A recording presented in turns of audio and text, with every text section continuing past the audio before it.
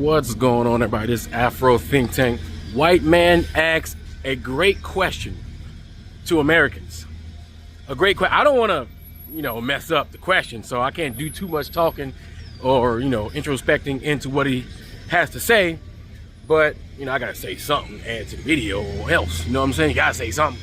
But he asked a great question, and I'm glad that the alt-left has, manifested itself and started to pontificate what it is we need to do as a group of people. Because listen, we all got to live together. If you're going to be in America, if you say, I'm an American, right? Whether you black, white, Asian, Indian, anything. If you say you're an American, all right, and you believe in America, the idea of America, not what we got going on right now, right? And you want to make things better, and you are observing what's happening right now, right? Even though, people have made mistakes in the past, people have done certain things, everybody coming from different perspectives, but we all have to live in a true reality, right? And the reality is things are not good. So there's decisions that need to be made, right? So this white man is asking a question, and it's a serious question, right? Right? It's not the movies, it's not TV, it's real life. And in real life, real decisions need to be made. And all decisions have consequences. And even if you make the right decision, it doesn't mean you're going to come out unscathed. You understand? Sometimes we as a society have to collectively say, hey, it's time to do something, right? And I understand that when I do something, that I may not make it out onto the other side. But we have to do one thing. Think about our children. And this is my own question. Are you willing to sacrifice? Are you really willing to sacrifice your life so that your children can live in a better America? That's my question. Are you willing to sacrifice, get hurt, get injured, get compromised? Are you willing to be fired? Are you willing to be uncomfortable so that your children can live in the America that you thought that you lived in before all of this? Anyway, without further ado, let's listen to this white man ask his question, and then you guys tell me what you think in the comment section. Anyway, that's all I gotta say. It's Afro Think Tank. Learn some, teach some. I'm out. I'm going to explain literally every single option all of us have for the next 5 years. The first question you have to ask yourself is, are you going to fight or are you going to lie low?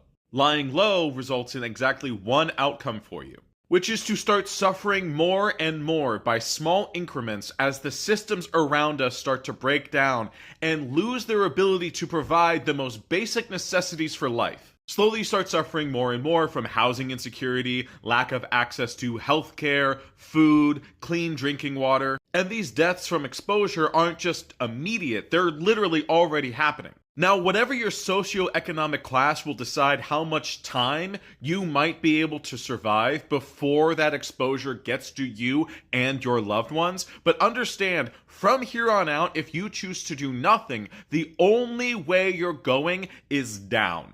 Now, maybe you have enough resources to survive however many years it takes for this regime to fall. But that is if, and only if, your resources aren't seized by the government when the going gets rough. You might have millions of dollars in a bank account right now, but when this regime needs more money to pay for their military that is policing literally every single person in the country, guess where they're going to pull it from?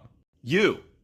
Which means, yes, you might technically have a lot of resources now, but understand literally one person making one decision one day puts you in the same boat as everyone else. So understand that staying out of the fight is guaranteeing an immeasurable amount of suffering for you and your loved ones, and possibly death in the slowest, most painful way possible. But let's look at what happens if you do decide to fight.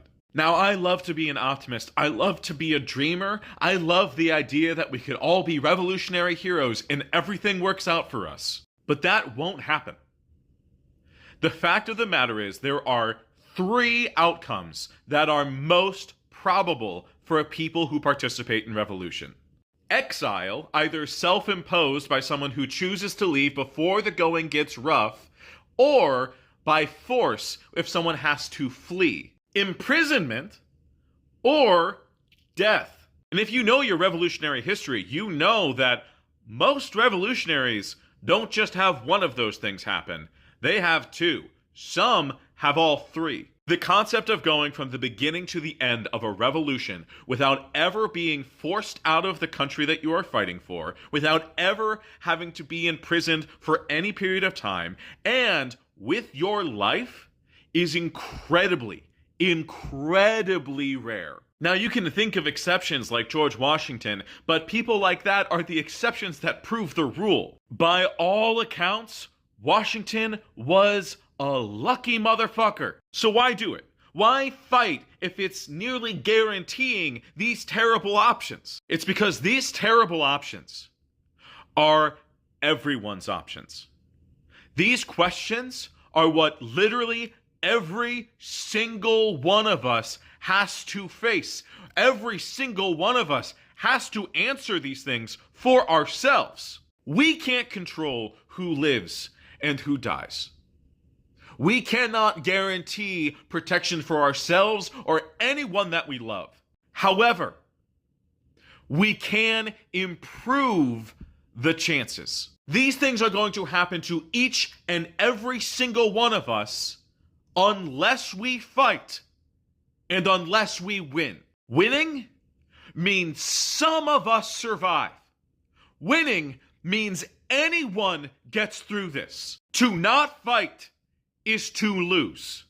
To lose is to die. So if you want any fucking chance, we fight. If you want to improve our chances, if you want to have the best shot of you living, of anyone living, we fight as hard as we can right now. We start moving right now. And guess what? Voting has a part to play in that. I know a lot of you suddenly are rolling your eyes, but understand, we can actually position ourselves in a much better place if we take advantage of the vote. But it's not vote blue no matter who.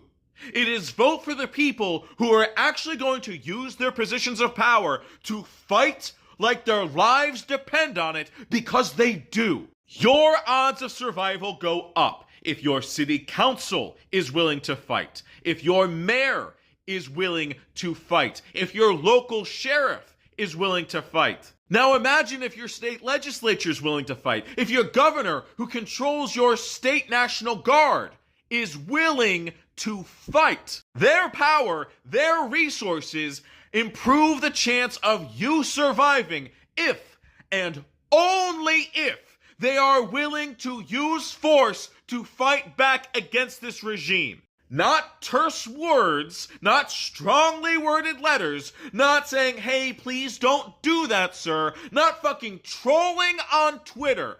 Those will not save your life, but the willingness to use power to fight back will. So demand that.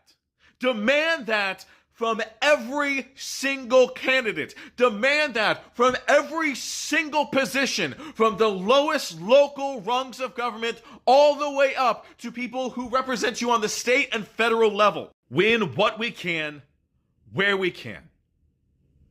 And after all of that is settled and figured out, we get ready to fight with what we have. If you listen to this here and now, it might actually be enough. Free Sudan! Boycott diamonds and gold! Free Sudan! Boycott diamonds and gold! We most definitely cannot forget about the people of Sudan! Thanks for watching Afro Think Tank. Don't forget to like, share, and subscribe. And follow me on Substack and Patreon for more content. Remember, it's Pan-Africanism or nothing.